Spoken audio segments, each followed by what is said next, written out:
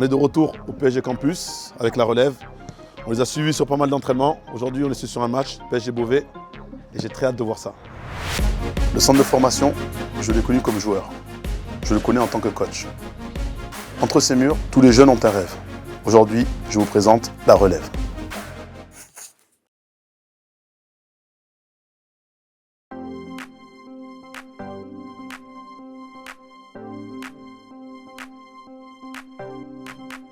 Ça va bien? Ouais, ça va. Ça va? Bien? Ça va et vous? C'est à cause de toi que j'ai perdu la dernière fois. Non, mais Si, au tir au but, c'est à cause de toi. Ouais. Comment il va? Tranquille? Ça va? Tu vas bien? Ça va et vous? J'ai vu que t'avais beaucoup rigolé sur les vidéos là. Non. T'as beaucoup rigolé quand j'ai raté le tir au but, hein? Hein? Non, j'ai pas T'as rigolé. beaucoup rigolé? Non. Ouais. On va se reparler. Coach, ça va quoi? Ça va? Bien? On se voit tout à l'heure? Ouais. Allez, on est parti, match de développement contre Beauvais, équipe de N2. L'idée sur ce match-là, c'est une semaine de reprise, de mettre de la haute intensité sur ce que vous faites dans un temps contraint. Tenir le ballon, confisquer le ballon adversaire, manipuler le bloc adverse avec le ballon. Plus d'intensité de passe par rapport aux 3 jours qu'on a fait là sur la semaine d'entraînement, monter le curseur. Et ensuite, forcément, tout ce qui est réaction à la perte, ça c'est non négociable. Je ne sais pas si vous avez vu le match, 85e minute hier, Dembélé qui rentre, 7-0 contre une N2. Il a fait un sprint défensif pour récupérer le ballon, d'accord? Ne négociez aucun effort défensif. L'équipe qui démarre, Louis dans les buts, Thomas, Ethan, Naoufel, Yoram, Ibra, vainqueur, Salah, Yanis, Lenny, Zanga. Allez, bon match. Vous avez eu la chance de rencontrer donc Luis Enrique, vous avez parlé de ses principes de jeu.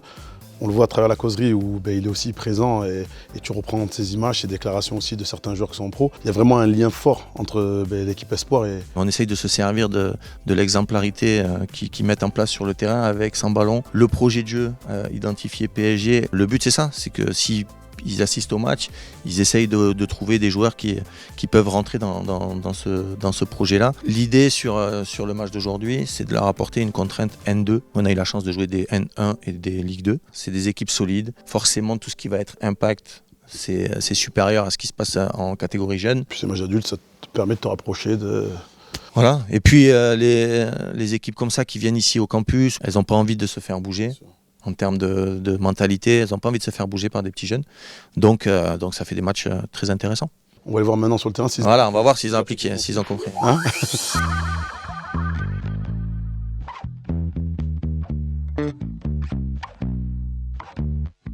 Ouais Flo, j'aimerais que tu m'expliques, je te vois partout. Je te vois dans les bureaux, je te vois sur le terrain, dans le vestiaire. Qu'est-ce que tu fais? C'est vrai que c'est assez vaste. Mon travail, c'est de tout coordonner. Là, on a une nouvelle équipe, tu le sais très bien, cette équipe U23, où on part d'une feuille vierge. Donc, il a fallu faire tout un calendrier, etc. Donc ça, moi, j'ai géré tout ça. Il y a des clubs qui ont été surpris de recevoir un appel du PSG? Je pense au début, ouais. Au début, j'ai eu un peu de mal. Les gens, ils savaient pas trop. Et puis, c'est du foot de senior. On a quand même des jeunes joueurs. Et quand on a vu qu'on pouvait faire un match correct, pas aller chercher des victoires, etc. Cette année, différemment des autres années avec le PSG où tu domines, où tu as le ballon, où tu apprends aussi dans la victoire. Là, tu apprends dans la difficulté. Et c'est riche aussi pour l'apprentissage de nos jeunes, qui restent des jeunes joueurs, même si du foot senior. Là, c'est riche pour eux. Allez, en face, c'est une équipe qui est joueuse. On observe de suite le système adverse. Faut du mouvement, faut bouger, faut se regarder, faut se parler. Ensemble bleu, CPA, on est prêts aussi. Un bon match, conquérant, contrôleur de dedans et allez les gars. Allez.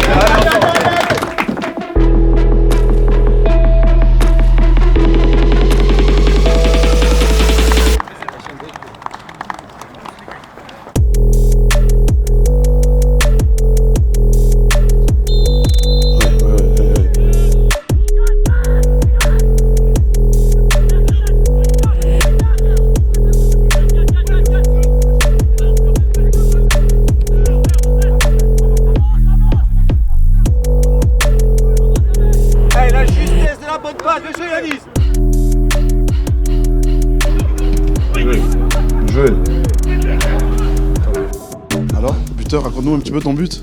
Zanga, il avait la balle. Ensuite, il y avait un joueur devant lui et je lui ai proposé sur le côté. Ensuite, j'ai eu le calme de finir placé sur un côté. À ma première mi-temps, je suis bien rentré dans le match. C'était une bonne entame.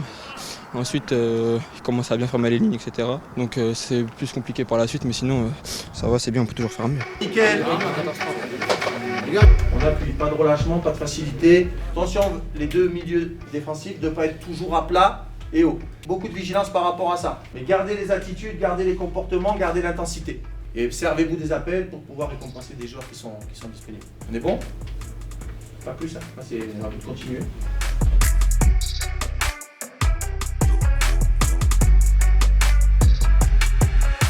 Ouais, on a vu qu'à la mi-temps, tu es intervenu.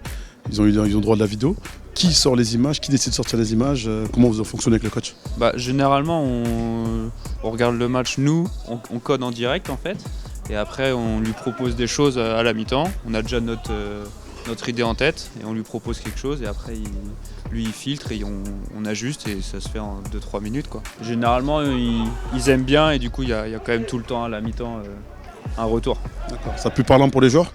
Ouais, je pense que c'est plus parlant et puis après, ça permet aussi de régler des problématiques tout de suite. Au lieu d'avoir un tableau, bouger les pions, des fois c'est un peu plus parlant. Et après, des fois aussi, on va faire passer des messages forts, les images elles trompent pas, quoi.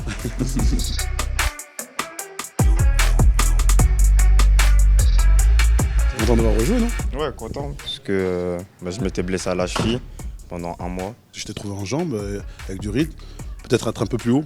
Parce Ouais. qu'on sent que tu as envie d'aller chercher le ballon bas Ouais, et c'est ça, de le ouais. toucher. Là, c'est vrai, il m'avait mis un peu plus haut, devant. Mais ouais, des fois, j'aime bien venir pour toucher des ballons, gratter, tout ça. Et la nouvelle coupe, on en parle ou pas? C'est juste, la dernière fois, en gros, c'était sur mon crâne. Et là, je sais pas, c'est démêlé, c'est tout. Allez, putain. Merci. Mon coach, un mot sur le match? Ouais, un bon match on va dire de développement où il y a eu des enseignements intéressants. J'ai trouvé les attitudes intéressantes. Il y a toujours à corriger sur l'aspect technique pour être encore plus fin.